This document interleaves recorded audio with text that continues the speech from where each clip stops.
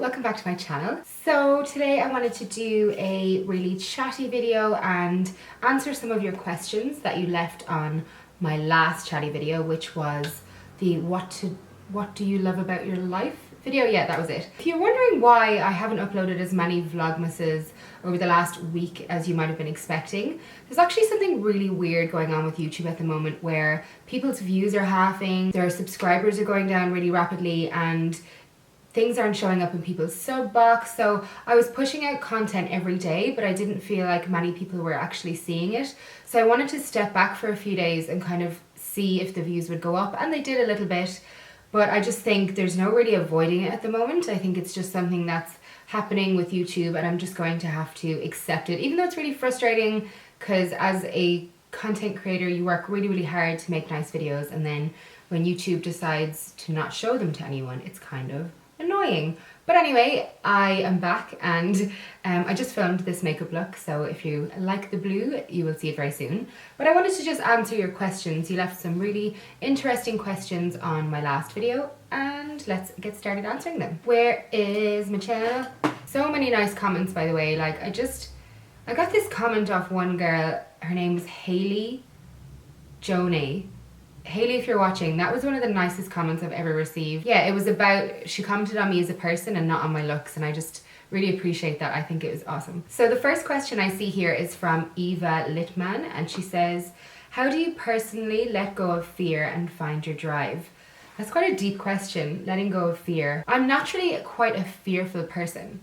I know that's kind of strange to say, but I've always been, like in school, I was a bit of a goody two-shoes, I guess you could call it. Not that there's anything wrong with that, but I was always afraid of authority. I was always afraid of doing things wrong. I was always afraid of failing. So I'm naturally like a really fearful person.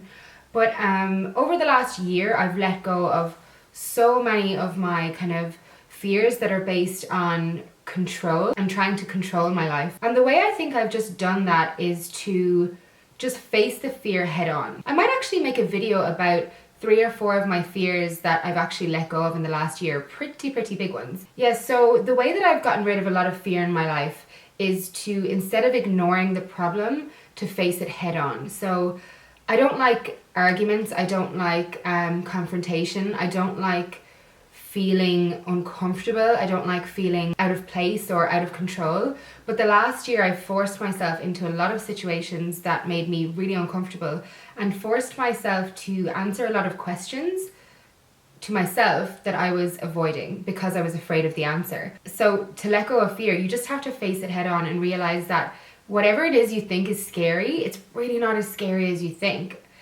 When you actually make your decisions and just face it head on, life will be a lot easier and the fear will just drift away. I hope that's helpful. And then Eva also asked, how do you find your drive?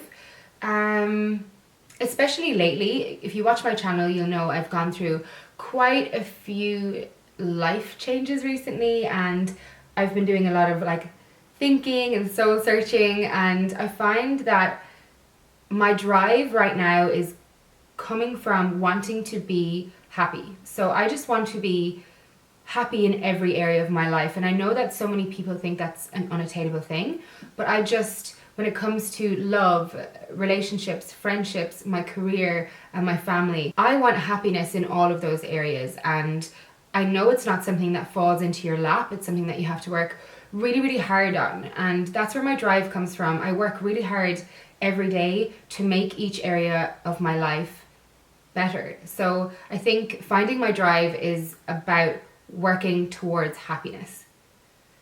Again, I don't know if I'm answering these questions right. That's all I can really think of right now. So the next one is, can you do a video on your makeup that you have on in this video? So that was the last chatty video. I did do a video on my makeup and it's already up. I will link it in one of the corners. So Tara H asks, how did your sisters all end up moving to Australia? Did you all hate Ireland? So if you guys don't know, I have 3 sisters. My 2 oldest sisters live in Australia here. My little sister lives back in Ireland where I was born and raised. My little sister is still in university there, and my 2 older sisters have been here for like 7 years. I've been here for 4 years. It's not about hating Ireland. I think so many people say this to me and my sisters, like, how did you just hate Ireland? Your mum and dad must be so sad that you're living far away. To be honest, when my sisters moved, they moved separately. We all moved separately, none of us moved together.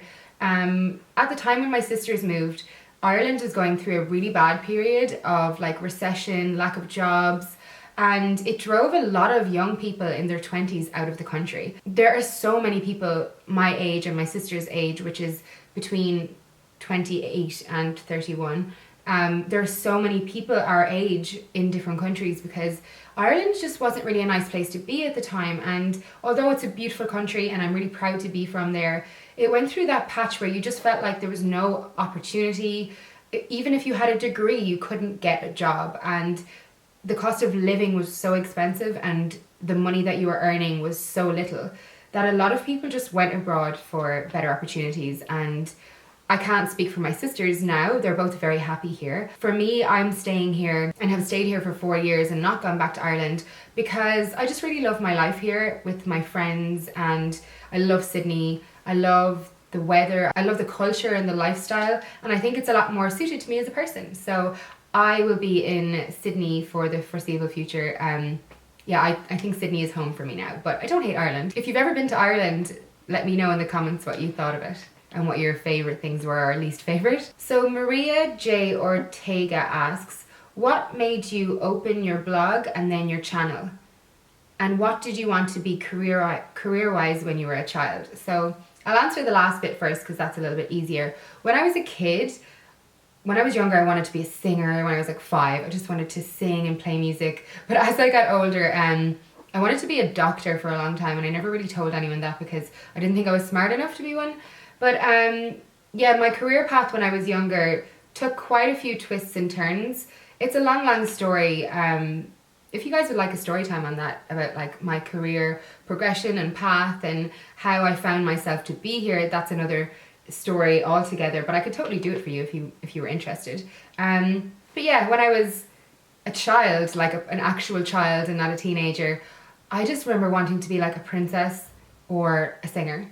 Like I just wanted to be like Britney Spears. The other part of Maria's question was, what made you open your blog and then your channel? So this is another part of my story. I don't really share that often. I don't like to be a Debbie Downer. I don't like to be like really negative and stuff like that. And part of my reason why I'm on YouTube was quite a Debbie Downer story. Obviously I'm really happy to be here now.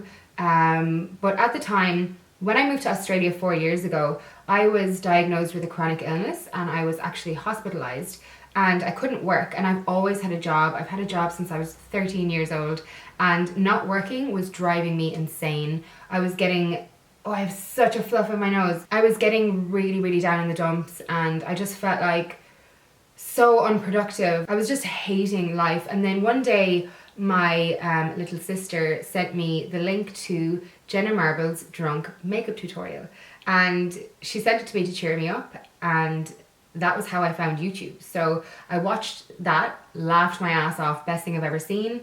But then on the suggested bar at the side were all of these makeup tutorials. And I just thought it was the best thing I've ever found in my life. I thought it was amazing. I've always been obsessed with makeup and beauty and hair and everything. So yeah, from there I got an interest in YouTube. My camera just cut out in the middle of that story. So my sister sent me the link. I just couldn't believe I'd found this entire world that existed online that I'd never heard about before. So I started watching heaps of different YouTubers. I think one of the first ones I ever watched was Miss Glamorazzi and like Tanya Burr, and possibly I think Lauren Curtis as well. And I just absolutely loved it. And then I started watching quite a few UK YouTubers, like Viviana Does Makeup, and they all had blogs. So I decided that I was sick at home, you know, I wanted to be productive, I would start a blog, and I just loved it so much. I just did little product reviews and started taking pictures, and at the time I had been so low that this was just the best thing that ever happened to me. I finally had a reason to get up in the morning and not just be laying in bed sick. I felt like I could actually do something productive while I was in bed sick, and I just absolutely loved it. Before I knew it, people were reading my blog, people were following my Instagram, companies started to send me stuff as well, and it was just amazing. I just couldn't believe it was happening. And then I think about 6 months later, in the August, I started YouTube. I was like, I love YouTube so much, even more than blogging. I need to do my own channel, and it was the most nerve-wracking thing I've ever done. I was so scared to do it, but honestly, it was just the best thing I've ever done. I think that was 3 years ago. Yeah, about 3 years ago, 3 and a bit years ago. And I just can't believe that being sick and alone and so scared in a country where I knew nobody would lead me to being so happy in my career and finding this amazing thing. And I find great comfort in the fact that I found YouTube when I was sick.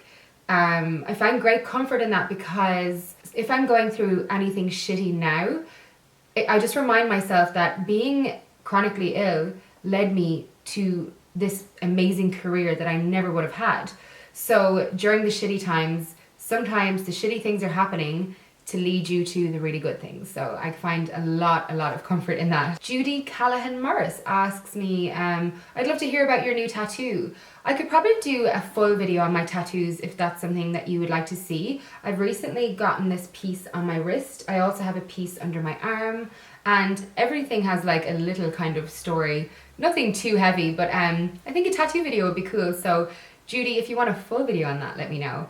And also you guys, I think, yeah, it would ramble on for a bit too long in this one. So that is all I'm going to put in this video today. I didn't want it to be too long and rambly, but if you have more questions, leave them in the comment section below. Even just like, I get a lot of questions about like my hair, where I get it done, like little frequently asked kind of questions. Even if you have just a little question like that, it doesn't have to be a big heavy life question. Feel free to leave it in the comment section of this video, and I will do another chatty Q&A. I love actually just sitting down and talking to you guys and having a chat. Like I know you're not answering back, but I know you're there. It's so weird. Don't forget to subscribe and thumbs up if you liked this video and you want to see more, and I will talk to you again real soon.